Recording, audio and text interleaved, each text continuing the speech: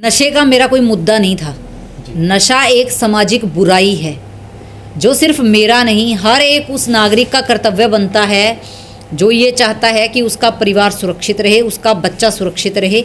मैंने ये एक सामाजिक बुराई के खिलाफ काम शुरू किया था। ये पोस्टर लगाने वाले हैं वो चंद एक पर्टिकुलर पार्टी के लोग हैं। गांव वालों ने पोस्टर नहीं लगा रखा, मैं खुद गांव में जा रही हूँ।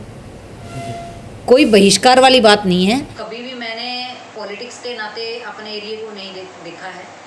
मेरा जो एरिया है मेरा परिवार है, और परिवार में जब भी बेटी बहन जाती है तो उसका कभी भी हम लोग बहिष्कार नहीं करते, उसका स्वागत करते हैं। आपका स्वागत है जी। हम इस वक्त मौजूद है इलाहाबाद के अंदर। इलाहाबाद के मैं बात करूं तो कहीं ना कहीं ये इलाका है जो काफ़ी सुर्खियों में है। मौके पर बता दें कि यहाँ पे अभी 4 महीने के अंदर बाई इलेक्शन होने वाला है। चौधरी अवैध चौटाला के किसानों के हित में इस्तीफा देने के बाद ये सीट है जो रिक्त हो चुकी है। पिछले दिनों से काफ़ी एक चर्चित महिला और भारतीय जनता पार्टी के पूर्व में जिला अध्यक्ष रही श्रीमती निताशा राकेश शाह मेरे साथ में हैं। इनसे बातचीत करेंगे कि आखिर किसानों के मुद्दे पर, बाई इलेक्शन पर और सरकार की मौजूदा हालात पे इनसे बातचीत करेंगे। मैडम, सबसे पहले हमारे चैनल पर आपका बहुत बहुत स्वागत है। बहुत बहुत धन्यवाद जी। जी मैडम जी, सबसे पहला मेरा जो ये सवाल है कि ये सीट इलाहाबाद है जो पिछली बार आप भी भारतीय जनता पार्टी से उम्मीदवार बनने का प्रयास कर रहे थे, लेकिन एन वक्त पे आपकी टिकट काट दी गई। तो अभी क्या कहोगे इलाहाबाद के जो विधायक अवैध चौटाला ने इस्तीफा दिया है? देखिए, जो चौधरी अभय सिंह चौटाला ने इस्तीफ़ा दिया है, ये अगर उन्होंने किसानों के लिए इस्तीफ़ा दिया होता तो मुझे लगता है कि उसके लिए कोई डेट निर्धारित करने की ज़रूरत नहीं थी। उन्होंने एक प्लान्ड तरीके से एक डेट को डिसाइड किया। उन्होंने एक इस्तीफ़े के लिए कोई कंडीशन नहीं लगाती, ना ही लगती है। उन्होंने एक कंडीशनल इस्तीफ़ा दिया है। और दूसरी बात, ये सिर्फ एक पॉलिटिकल स्टंट है और कुछ नहीं है। और जब किसी भी राजनीतिक पार्टी का जब अस्तित्व अपना खो रही होती है और उसको बचाना होता है तो उसके लिए वो ऐसा कुछ ना कुछ ज़रूर करती है जी।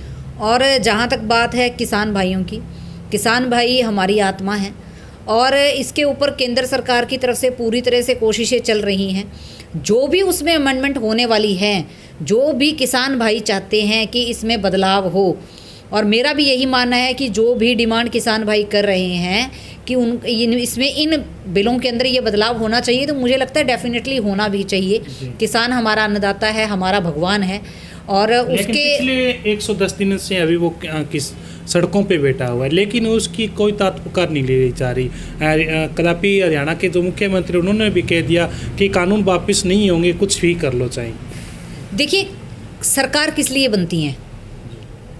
सरकारें इसलिए बनती हैं ताकि वो जनता के फेवर के लिए कानून बना सके, और कानून बनाना ये सरकार का काम है। लेकिन कानून के अंदर क्या गलत है, क्या सही है, उसमें क्या अमेंडमेंट होना चाहिए, ये हमारा अधिकार होता है और उसके लिए सरकार हमेशा से तैयार है। माननीय मनोहर लाल जी ने ही क्यों, माननीय मनोहर लाल जी ने तो यहाँ तक कहा था कि एमएसपी अगर ख़त्म होगी तो मैं मेरी राजनीति को छोड़ दूँगा। उनका इतना बड़ा बयान, एक मुख्यमंत्री का बयान बहुत मायने रखता है। माननीय प्रधानमंत्री जी ने कहा सिर्फ एक फ़ोन कॉल की दूरी, लेकिन उसके लिए हमारे जो भी किसान भाइयों के संगठन के डिसाइडेड लोग हैं उनसे ये अनुरोध है कि वो बैठें और बात करें इस मुद्दे पे। जो भी अमेंडमेंट है उसके लिए गवर्नमेंट तैयार है। जी मैडम, अभी अवैध चौटाला का पिछले दिनों से आपने भी एक वीडियो वायरल की थी। आप एक महिला पत्रकार के एक साथ आए थे कि अवैध चौटाला ने ज्योति यादव से दुर्व्यवहार किया है, तो इस पर क्या कहना चाहते हो? देखिए, अभय सिंह का दुर्व्यवहार, पत्रकार होने के नाते आप मुझे सच्चे दिल से बताइए, क्या उसने गलत कहा है? क्या पत्रकारों के साथ दुर्व्यवहार की घटनाएं पहले नहीं हुई हैं? क्या उनकी लैंग्वेज से कोई वाकिफ़ नहीं है? वो जनसभाओं के अंदर अपनी उम्र से दुगनी उम्र के लोगों को तू तड़ाक करके बात कर देते हैं, तो इसमें कोई बड़ी बात नहीं है कि उन्होंने बहन ज्योति के साथ बदतमीज़ी की होगी। कानून बना हुआ है कि अगर 5 मिनट तक आप किसी महिला को घूर कर भी देखते हो तो भी वो एक अपराध है। तो एक महिला क्या ऐसा कुछ लिखेगी जिससे उसकी इज्जत को उछाला जाए? क्या कोई महिला अपने आत्मसम्मान के लिए गलत लड़ेगी? मुझे नहीं लगता कि इसके लिए कोई गलत लड़ेगी। और अगर वो गलत है तो वो सिद्ध करें भी वो गलत है। अगर हम ये कहते हैं कि इसका क्या प्रूफ है कि उसने ज्योति बहन के साथ बदतमीज़ी की है, उनका सेल्फ डिक्लेरेशन, एक महिला का खुद का सेल्फ डिक्लेरेशन बहुत बढ़िया चीज़ होता है कि वो कह रही है कि किसी ने उसके साथ बदतमीज़ी करी है, तो अपने आप में ये एक बहुत बड़ा प्रूफ होता है। इसके ऊपर किसी प्रूफ की ज़रूरत नहीं होती। मौजूदा हरियाणा के अंदर भारतीय जनता पार्टी की सरकार है, सेंटर में भी सरकार है, लेकिन जो आपके साथ में अलायंस पार्टी है, जननायक जनता पार्टी है, उनसे भी इस्तीफा मांगा जा रहा है, उनके नेताओं से इस्तीफा मांगा जा रहा है। आप भी जाते होंगे गांव के अंदर। बीजेपी और जेजेपी पार्टी के दोनों पार्टियों के बाईकाट के इलाहाबाद विधानसभा के कुछ गाँव में अभी तक पोस्टर लगे हुए हैं, इसको आप किस नज़र से देखते हैं? देखिए, बाईकाट दिल से किया जाता है, पोस्टरों से बाईकाट नहीं किया जाता कभी भी। पोस्टर लगाने वाले कुछ पर्टिकुलर लोग हैं। हम गांव के अंदर रहते हैं, आपके भी, हम लोग जो गांव के वासी हैं, अगर हमारे परिवार, हमारे पड़ोस का कोई सदस्य ये कहता है कि नहीं नहीं मैं तो ये करना चाहता हूँ, तो दूसरा एक बार कह देता है चल कोई नहीं कर लेने दे यार। ये हमारी एक बेसिक सी चीज़ बनी हुई है। वहाँ जो पोस्टर लगाने वाले हैं वो चंद एक पर्टिकुलर पार्टी के लोग हैं। गाँव वालों ने पोस्टर नहीं लगा रखा, मैं खुद गाँव में जा रही हूँ, कोई बहिष्कार वाली बात नहीं है। ये सिर्फ प्रोपगंडा है कि हमने यहाँ पोस्टर लगा दिया, लेकिन भाई भाईचारे के नाते हम पोस्टर नहीं फाड़ रहे हैं, वो एक अलग विषय है कि गांव वाले का एक तरीके से हमें एक पड़ोसी होने के नाते, जो मैंने आपको अभी कहा, वो भी एक बहुत बड़ी बात रहती है कि उस नाते वो पर्टिकुलर कुछ स्टंट है, ये और कुछ नहीं है। मैडम, अभी इलाहाबाद और कालका का उपचुनाव आ रहा है और का बहुत ज़्यादा विरोध है, गाँव मुश्किल है, लेकिन आप भी एक बीजेपी पार्टी से नुमाइंदा हो, पर्पल टिकट के दावेदारों में आपका नाम है, तो क्या कहोगे? आप गांव के अंदर जाओगे तो किस तरह माहौल बनने वाला है? देखिए, मुझे कभी भी, मैंने पॉलिटिक्स के नाते अपने एरिया को नहीं देखा है।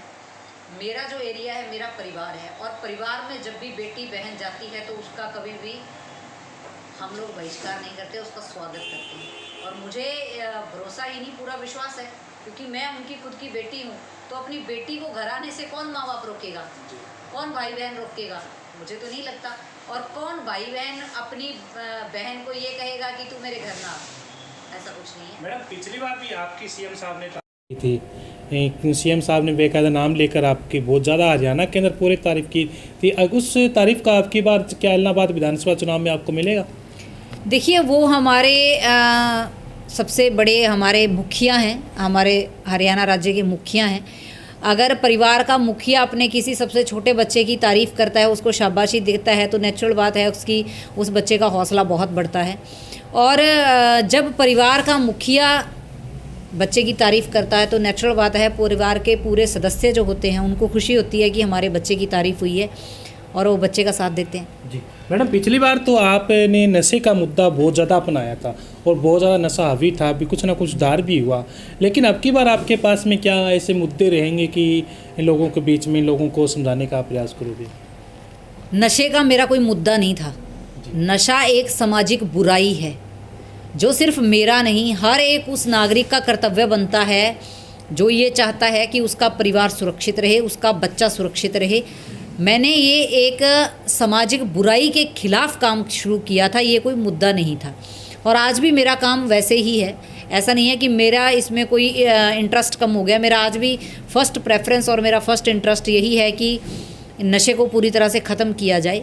और दूसरी बात, इलाहाबाद के जो विकास के कार्य हैं उनको और आगे बढ़ाया जाए। वैसे तो विकास के कामों में कोई कमी नहीं छोड़ी है माननीय मनोहर लाल जी ने। सबका साथ सबका विकास के नारे के साथ इलाहाबाद के अंदर हमारा कमल का फूल नहीं खिला तो भी हमें कोई विकास के नाते हमें वंचित नहीं रखा गया है। विकास के नाते हमारे पास बहुत कुछ मिला है और आगे भी ऐसे ही मिलेगा। मैडम, अगर आपको भारतीय जनता पार्टी से इलाहाबाद का उम्मीदवार बनाया जाता है विधानसभा चुनावों के लिए, तो क्या आपके प्रति मुद्दे रहेंगे महिलाओं के प्रति या अपने क्षेत्र के विकास को लेकर? देखिए, सबसे बड़ी जो मैं हमेशा से एक बात कहती हूँ कि जो अपना इलाहाबाद हल्का है वो राजस्थान से सटा हुआ एरिया है, और राजस्थान से सटा होने के कारण यहाँ बहुत सी ऐसी बंजर ज़मीनें पड़ी हैं जिस पे खेती नहीं की जा सकती। तो एग्रो बेस्ड इंडस्ट्रियाँ अगर हम हमारे एरिया में ले आ पाएँ तो मुझे लगता है हमारा इलाहाबाद विकास की ओर और तेज़ी से बढ़ जाएगा, क्योंकि एग्रो बेस्ड इंडस्ट्रियाँ लगने से जहाँ किसान को सीधे तौर पे फ़ायदा होगा वहाँ ही हमारे युवाओं को भी और महिलाओं को भी वहाँ रोज़गार की सुविधाएं ज़्यादा उपलब्ध होंगी। और सेकंड, एजुकेशन को लेकर भी एक मेरा बहुत मन से एक इच्छा है कि यहाँ 1-2 महिला कॉलेज और लाए जाएं, और सिविल हॉस्पिटल की जो डिमांड है उसको, उसके अंदर बेडों की जो सुविधा है उसको और बढ़ाया जाए। ऐसे ही मेरा महिलाओं को स्वावलंबी बनाने के लिए जो हमारे ग्रुप के रूप में हम लोग कार्य कर रहे हैं, उनको और कैसे सरकार की तरफ से आगे लेके जाया जा सकता है, इस पर भी मेरा विषय रहेगा। और सबसे बड़ी बात, नशे के खिलाफ हमेशा से ही मेरा रहा है और रहेगा कि नशे को कैसे हम हमारे हलके से ख़त्म कर सकते हैं, क्योंकि आज नशा बेचने वाले हर घर में बैठे हैं। हमें नशा कैसे रोक सकते हैं? नशा हम तब रोक सकते हैं जब लोगों के अंदर उसके लिए जागरूकता आए, लोग इस जन जागरण अभियान के अंदर जुड़ें, लोगों को ये लगे कि हमें जो लोग ऐसा गांव के अंदर नशे बेच रहे हैं उनका सामाजिक बहिष्कार करना चाहिए। यानी कि इस मुहिम को हमें समाज की मुहिम बनाना पड़ेगा, जब जाके ये नशा ख़त्म होगा। पर्टिकुलर कुछ बंदों को पकड़ाने से नशा ख़त्म नहीं हो सकता। जी, तो मैडम अभी जो इलाहाबाद का उपचुनाव आएगा उसके लिए आप पूरे तैयार हो क्या चुनाव लड़ने के लिए, लोगों के बीच में जाने के लिए? भारतीय जनता पार्टी का कार्यकर्ता तब भी तैयार था जब उसको 500 वोट आते थे। भारतीय जनता पार्टी का कार्यकर्ता आज भी तैयार है जब वो पूरे विश्व की सबसे बड़ी पार्टी है। तो भारतीय जनता पार्टी के कार्यकर्ता के लिए जब भी कोई चुनाव आता है तो वो उत्सव के लिए होता है, हमारे लिए वो त्यौहार होता है। हम उसको मानते हैं कि ये हमारा लोकतंत्र का एक तरह से त्यौहार माना जाता है चुनाव। हम इसको किसी डर से नहीं लेते, हम इसको दिल से स्वागत करते हैं और इसको हम त्यौहार के रूप में मनाएंगे। जी, धन्यवाद मैडम जी बातचीत करने के लिए, शुक्रिया। चलो, यह थे मेरे साथ में भाजपा महिला मोर्चा की पूर्व जिला अध्यक्ष निताशा राकेश, जिन्होंने मेरे साथ में बातचीत की। बातचीत के अंदर किसानों के कहीं ना कहीं ये पक्ष में भी खड़े नज़र आ रही हैं। सरकार से गुजारिश भी कर रहे हैं कि किसानों का कहीं ना कहीं बात मान ले और सरकार से किसान हैं उनके साथ बैठकर बातचीत कर लेनी चाहिए। तब तक हमारे साथ बने रहिए, हमारे चैनल को लाइक कर लीजिए ताकि आपको हमारी न्यूज़ हमारे चैनल के माध्यम से मिलते रहे। धन्यवाद।